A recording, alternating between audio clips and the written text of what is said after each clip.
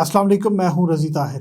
آپ پرمیت سنگھ کا YouTube channel دیکھ رہے ہیں جس پہ ہم عالمی خبروں پر بات کرتے ہیں۔ بات کریں گے اس ویلاگ میں مصر میں بغاوت کے شعلے بھڑک اٹھے، سیریا میں مذہبی اسکالر کا قتل جس کے بعد غم و غصہ پایا جا رہا ہے، ایک اور ملک برکس کا حصہ بن گیا، لاس اینجلس کی آگ جو ہے وہ مزید پھیل گئی، لاکھوں مزید لوگ بے گھر ہونے کا امکان پیدا ہو گیا۔ سب سے پہلے بات کرتے ہیں چند ہفتے قبل کم معروف شخصیت احمد المنصور شام میں بشار الاسد کی حکومت کا تختہ الٹے جانے کے بعد اپنے آبائی ملک مصر میں ایک عقیدت مند پیروکاروں کی اس نے جماعت تیار کر لی ہے، اور ایک مصری شہری جو 2013 میں شامی باغیوں کے ساتھ بشار الاسد کے خلاف لڑنے آیا تھا، یہ مصر کا شہری تھا، یہ بشار الاسد کے خلاف لڑتا رہا، شام میں بغاوت کے لیے ایک بہت کمانڈر کا رول ادا کرتا رہا، یہ وہاں سے اس نے شہرت پائی۔ منصور نے دمشق کے قبضے کے بعد سے ویڈیوز بنانا شروع کر دی ہیں، اور جس میں وہ مصری صدر عبد الفتاح سیسی سے مطالبہ کر رہے ہیں کہ وہ سٹیپ ڈاؤن کریں اور اقتدار کو چھوڑ دیں، 12 سال کی حکمرانی کو چھوڑ دیں، اور ہیش ٹیگ جو وہ استعمال کرتے ہیں وہ لکھتے ہیں کہ اب تمہاری باری ہے عامر۔ تو اس ہیش ٹیگ کا استعمال کرتے ہوئے یہ 2011 میں شامی احتجاج کے طور پر نعرے میں استعمال ہوتے تھے بشار الاسد حکومت کے خلاف، اور کہا جاتا تھا اب تمہاری باری ہے ڈاکٹر۔ تو اب وہ اس کو عامر کہتے ہیں، اس کو ڈاکٹر، کیونکہ یہ ڈاکٹر پیشے کے لحاظ سے ڈاکٹر تھے، تو کہتے تھے اب تمہاری باری ہے۔ منصور جو ہے روزانہ کی بنیاد پر ایسی مواد پوسٹ کرتے ہیں جس سے وہ شمالی افریقی ملک کے سیاسی اور معاشی حالات پر افسوس کا اظہار بھی کرتے ہیں، اور اس کے ساتھ منصور نے حال ہی میں ایک ویڈیو میں کہا ہے کہ وہ دہشت کی حالت میں جس طرح سیسی کی حکومت میں ہم زندگی گزارنے پر مجبور ہیں، اس حالت کو بدلنا ہوگا۔ وہ انقلاب کی بات کرتے ہیں، کہتے ہیں کہ ہمیں انقلاب کو دوبارہ زندہ رکھنے کی ضرورت ہے۔ حالانکہ تمام تر جذبات جو کہ سیریا کی حالیہ حکومت ہو یا مصر میں اس احمد منصور نامی شخص کیوں، ان کا انقلاب سے دور دور کا کوئی تعلق نہیں۔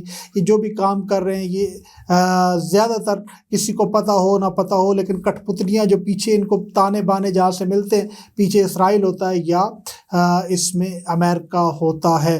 تو بہرحال یہ ابھی مصر کے اندر جو ہے 2013 میں مصر کے پہلے منتخب صدر محمد مرسی کے خلاف فوجی بغاوت کے ذریعے اقتدار میں جو سیسی آئے تھے، اب یہ کہہ رہے ہیں کہ تم غیر قانونی طریقے سے آئے، اور سیسی وہ بھی اسرائیل کی پیداوار ہے، لیکن اسرائیل کے اس سے مقاصد پورے ہو چکے ہیں۔ اب اسرائیل چاہتا ہے کہ سرائے سینا پر وہ قبضہ کرے، دریائے نیل تک پہنچے، تو اس کے لیے وہ مصر کو مزید کمزور کرنا چاہتا ہے، اس میں مزید کمزور حکومت لانا چاہتا ہے تاکہ اس کے اپنے جو مقاصد ہیں گریٹر اسرائیل کے، اس کو پورا کیا جا سکے۔ آگے بات کرتے ہیں، ایک اعتدال پسند سنی مسلم مبلغ کی لاش ملی ہے جو ایک ہفتہ قبل نامعلوم عسکریت پسندوں کے ہاتھوں اغوا ہو گئے تھے۔ شام کے جو دارالحکومت دمشق کے نوائی علاقے میں تعذیب کے نشانات ملے کے ساتھ یہ ملی ہے لاش۔ سیرین آبزرویٹری جو ادارہ ہے فار ہیومن رائٹس کا، اس نے رپورٹ کیا کہ شیخ عمر حوری کی لاش جو ہے وہ دمشق کے مشرقی نوائی علاقے جوبار کے اندر ملی ہے، اور یہ ان کے اغوا کے 10 دن بعد یہ لاش ان کی ملی ہے۔ سوشل میڈیا پر ایک گروہ نے دعویٰ کیا کہ شیخ حوری کو مسلح افراد نے اغوا کیا تھا جو حکومتی طور پر حاکم حیات التحریر الشام کی انتظامیہ سے وابستہ ہیں۔ اس کی وجہ سے ان کا بشار الاسد کی معزول حکومت سے تعلق تھا، تو اس وجہ سے ان کو قتل کیا گیا ہے۔ تو اس سے بہت بڑا ایک رنج و غصہ سنی مکتبہ فکر کے اندر پھیلا ہے، کیونکہ وہ سنیوں میں بہت زیادہ مقبول تھے، تو اس وجہ سے وہاں پہ اب بہت زیادہ جو نفرت کے جذبات دیکھنے کو مل رہے ہیں۔ ساتھ بات کرتے ہیں، انڈونیشیا بھی برکس کا حصہ بن گیا ہے۔ وہ عالمی اتحاد جو ڈالر کے خلاف ہے، وہ عالمی اتحاد جو امریکہ کی ہیجونمی کے خلاف ہے، وہ عالمی اتحاد جو ڈی ڈالرائزیشن کرنا چاہتا ہے، جو مقامی کرنسی کے ذریعے تجارت کرنا چاہتا ہے، اس برکس کا حصہ اب انڈونیشیا بن چکا ہے۔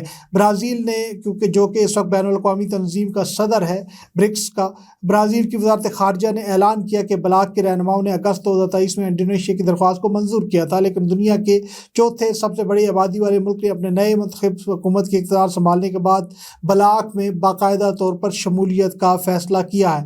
بیان میں کہا گیا ہے کہ برازیلی حکومت انڈونیشیا کے ساتھ ان کی شمولیت کا خیر مقدم کرتی ہے۔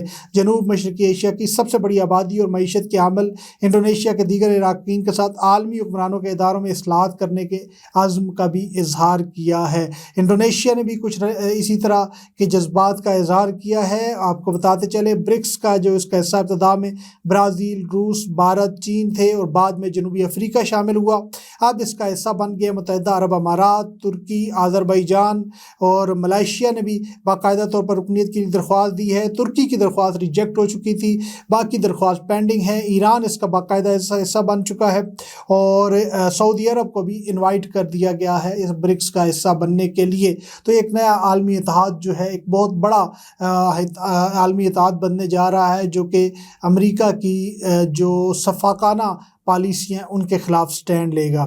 امریکہ کی ریاست کی بات کریں لاس اینجلس کی، تو وہاں پہ آگ جو ہے وہ ایک ہفتے سے زائد ہو گیا لگی ہوئی ہے، مزید 8 جانیں چلی گئی ہیں، 24 لوگ اس وقت تک ہلاک ہو چکے ہیں۔ آگ کی وجوہات ابھی تک معلوم نہیں ہو سکی، تاہم تیز ہواؤں کے باعث جو ہے آگ پھیلنے کا خدشہ پیدا ہو گیا ہے۔ لاس اینجلس کی کاؤنٹی کے میڈیکل ایگزامینر نے کسی بھی شناخت کی تفصیل دیے بغیر ہلاکتوں کی ایک فہرست شائع کی ہے۔ دستاویزات میں کہا گیا ہے کہ ہلاک ہونے والوں میں سے 8 کا تعلق پالیساڈس اور 16 کا تعلق ایٹن سے تھا، جو ایل اے کاؤنٹی کی جو اس کا حصہ ہے۔ درجنوں افراد کی گمشدگی کی اطلاعات بھی موصول ہوئی ہیں، جن کا ابھی کوئی اتا پتہ نہیں وہ کہاں پر ہیں۔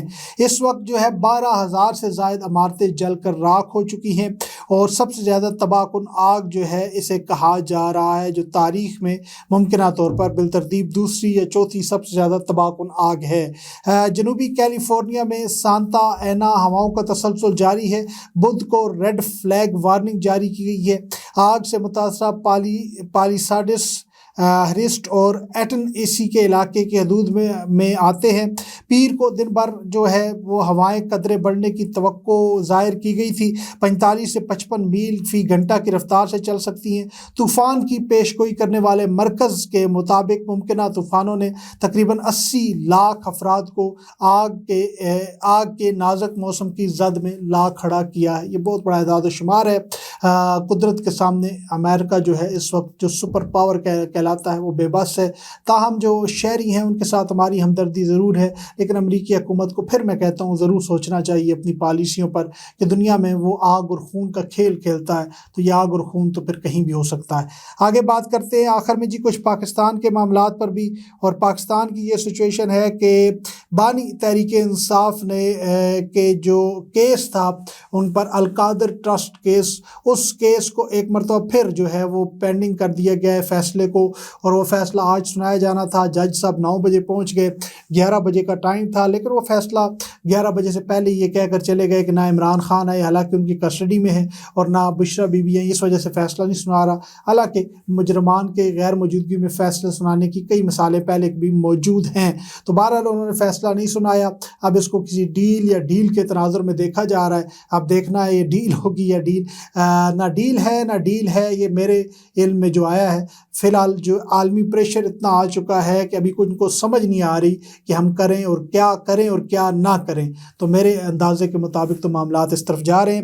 دوسری جانب بات کرتے ہیں بانی پاکستان تحریک انصاف کی ہدایت پر تحریک انصاف کے رہنما شیر افضل خان مروت کو شو کاز نوٹس جاری کر کے 7 دن کے اندر جواب طلب کیا گیا ہے۔ کہا گیا ہے کہ آپ بغیر سوچے سمجھے بولتے ہیں، جس کا نتیجہ پارٹی کو بھگتنا پڑتا ہے۔ شو کاز نوٹس میں شیر افضل مروت کو مخاطب کر کے یہ کہا گیا ہے کہ آپ کے بیانات کے حوالے سے عمران خان کو آگاہ کیا گیا تھا۔ بانی چیئرمین کی ہدایت پر پارٹی کی جانب سے رویہ بہتر کرنے سے متعلق شو کاز نوٹس جاری کیا گیا ہے۔ شو کاز نوٹس کے مطابق شیر افضل مروت کو 7 دن کے اندر پارٹی کو تحریری طور پر جواب جمع کرانا پڑے گا۔ مطلوبہ دنوں میں جواب نہ جمع کرانے کی صورت میں پارٹی پالیسی کے مطابق کارروائی کی جائے گی۔ دوسری جانب پی ٹی آئی رہنما شیر افضل مروت نے 1-2 ہفتے الیکٹرانک میڈیا سے دوری کا فیصلہ کر لیا ہے۔ مروت صاحب یہی کرتے ہیں، جب وہ ایسا سا کوئی کہتے ہیں بیان دیتے ہیں، پھر جب شو کاز نوٹس ہوتا ہے پارٹی کی طرف سے پریشر آتا ہے، پھر کہتے ہیں جی میں میڈیا پر نہیں جاؤں گا 1-2 ہفتے، اور اس کے بعد پھر جب آتے ہیں تو پھر وہی اپنی پرانی روٹین پر آ جاتے ہیں اور کئی ایسے بیانات دیتے ہیں جس سے ان کے کردار کو تشکیک کی نظر سے دیکھا جاتا ہے۔ اور میں تو شروع سے اپنے دوستوں سے یہ کہتا آیا ہوں اور میں of the record on record یہ بات کرتا آیا ہوں کہ شیر افضل مروت جو ہے وہ ایک کھلاڑی ہیں، اور جن کو تحریک انصاف کی صفوں میں جو ہے وہ داخل کیا گیا تھا، اور وہ ان کے مقاصد کچھ اور تھے جن کو وہ اچیو نہیں کر سکے، تو وہ مقاصد اچیو نہ کرنے کی وجہ سے وہ پھر بوکھلاہٹ میں اس قسم کے بیانات دیتے ہیں، ادھر ادھر کرتے ہیں، تو جب وہ بیانات کے بعد پھر ان کو منہ کی کھانا پڑتی ہے، پھر بیانات واپس بھی لینے پڑتے ہیں، پھر خاموش بھی ہونا پڑتا ہے۔ تو یہ سارا ایک گورکھ دھندا ہے۔ بہت سے ایسے جھوٹ ہیں جو انہوں نے اپنی پوری اس پولیٹیکل ایفرٹ کے دوران جو ہے وہ ان کا سہارا لیا ہے۔ بہت سی چیزیں ٹھیک بھی تھیں، بہت سی چیزیں غلط بھی تھیں۔ ان کی گرفتاری کے حوالے سے، کوئی سسپینس کریٹ کرنے کے حوالے سے پولیس پیچھے لگ گئی، میں پہاڑوں میں چھپ گیا، میں جھاڑیوں میں چلا گیا، میں نے یہ کیا، میں وہ کیا، بہت سی باتیں جو ہیں وہ مبنی بر جھوٹ بھی ہیں۔ بہت سی باتوں پہ تڑکا مسالہ لگایا گیا ہے، بہت سے ایونٹس خود سے کروائے گئے ہیں تاکہ پاپولر کیا جا سکے۔ باقی آپ لوگ سمجھدار ہیں، آپ بہتر سمجھتے ہیں کہ کون کس سے جا رہا ہے۔ اب تک کے لیے اتنا ہی، اجازت دیجیے گا۔ اللہ نگہبان۔